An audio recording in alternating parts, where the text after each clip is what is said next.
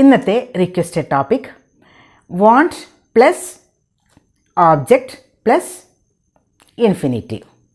ഇത് ഒരു പ്രത്യേക തരത്തിലുള്ള വേർബ് പാറ്റേൺ ആണ്. want എന്നാൽ ആഗ്രഹിക്കുക.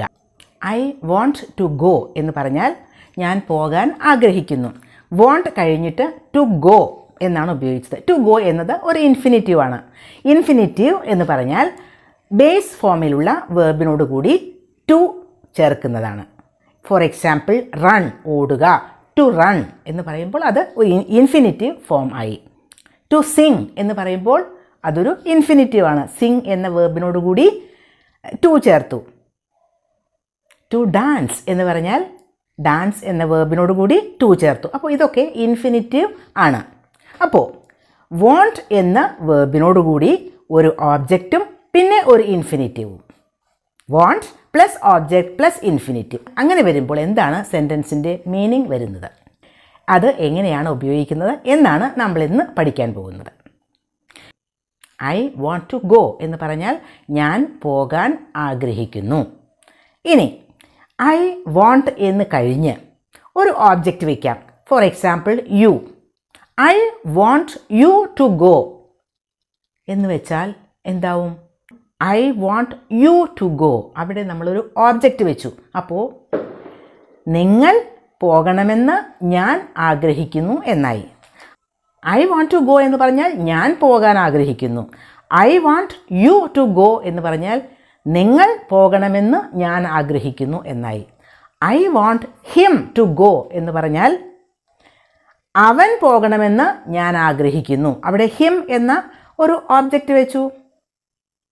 I want Rani to go എന്ന് പറഞ്ഞാൽ റാണി പോകണമെന്ന് ഞാൻ ആഗ്രഹിക്കുന്നു. അപ്പോൾ അവിടെയാണ് വ്യത്യാസം വരുന്നത്. അതെ, ഓബ്ജക്റ്റ് വയ്ക്കുമ്പോൾ അവിടെ വല്ലാത്ത ഒരു മീനിങ് ഡിഫറൻസ് വന്നു.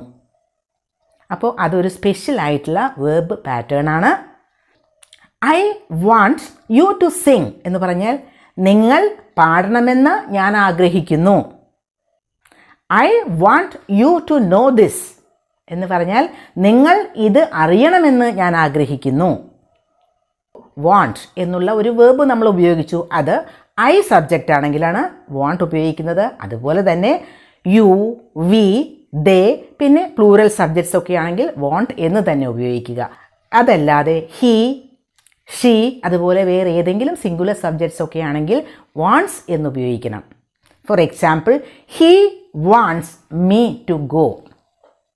He wants me to go എന്ന് പറഞ്ഞാൽ അവനാണ് ആഗ്രഹിക്കുന്നത്. ഹി വാണ്ട്സ് എന്താണ്? He wants me to go. ഞാൻ പോകണമെന്ന് അവൻ ആഗ്രഹിക്കുന്നു എന്നായി. ഇനി she wants him to go എന്ന് പറഞ്ഞാൽ ഷീ ആണ് ആഗ്രഹിക്കുന്നത്. ഷീ, അപ്പോൾ അവൾ ആഗ്രഹിക്കുന്നു. എന്ത്? She wants him to go. അവൻ പോകണമെന്ന് അവൾ ആഗ്രഹിക്കുന്നു. അങ്ങനെയായി മീനിങ്. അപ്പോൾ ഓബ്ജക്റ്റ് വയ്ക്കുമ്പോൾ ആ ഒരു സെൻറ്റൻസിൻ്റെ മീനിങ്ങിൽ വരുന്ന ഒരു വ്യത്യാസം നോക്കൂ. ഇനി നമുക്ക് വേണമെങ്കിൽ പാസ്റ്റ് ടെൻസ് ഉപയോഗിക്കാം. Wanted. I wanted him to sing. അവൻ പാടണമെന്ന് ഞാൻ ആഗ്രഹിച്ചു. I wanted her to dance എന്ന് പറഞ്ഞാൽ അവൾ ഡാൻസ് ചെയ്യണമെന്ന് ഞാൻ ആഗ്രഹിച്ചു എന്നായി. വാണ്ടഡ് എന്ന് പറഞ്ഞപ്പോൾ അത് പാസ്റ്റ് ടെൻസിൽ ഉപയോഗിച്ചു. ഇനി നമുക്ക് കുറച്ചുകൂടി പ്രാക്ടീസ് സെൻറ്റൻസസ് നോക്കാം. നിങ്ങൾ അത് ചെയ്യണമെന്ന് ഞാൻ ആഗ്രഹിക്കുന്നു. എങ്ങനെ പറയും? നിങ്ങൾ അത് ചെയ്യണമെന്ന് ഞാൻ ആഗ്രഹിക്കുന്നു. I want you to do it. I want you to do it. നിങ്ങളത് ചെയ്യണമെന്ന് ഞാൻ ആഗ്രഹിക്കുന്നു. നീ സന്തോഷമായിരിക്കണമെന്ന് ഞാൻ ആഗ്രഹിക്കുന്നു. I want you to be happy. I want you to be happy. അവർ ഇവിടെ വരണമെന്ന് ഞാൻ ആഗ്രഹിക്കുന്നു. I want them to come here. അവർ വരണമെന്ന്, അതുകൊണ്ടാണ് them. ഇനി വേറൊരു സെൻറ്റൻസ്. ജോൺ വെഡ്ഡിങ്ങിന് പോകണമെന്ന് അവർ ആഗ്രഹിക്കുന്നു. They want John to go to the wedding. John വെഡ്ഡിങ്ങിന് പോകണമെന്ന് അവർ ആഗ്രഹിക്കുന്നു. They want John to go to the wedding. ഞാൻ ഇതറിയണമെന്ന് അവൻ ആഗ്രഹിക്കുന്നു. ഞാൻ ഇത് അറിയണമെന്ന് അവൻ ആഗ്രഹിക്കുന്നു. അപ്പോൾ അവൻ ആഗ്രഹിക്കുന്നു എന്നാണ്. He wants me to know this.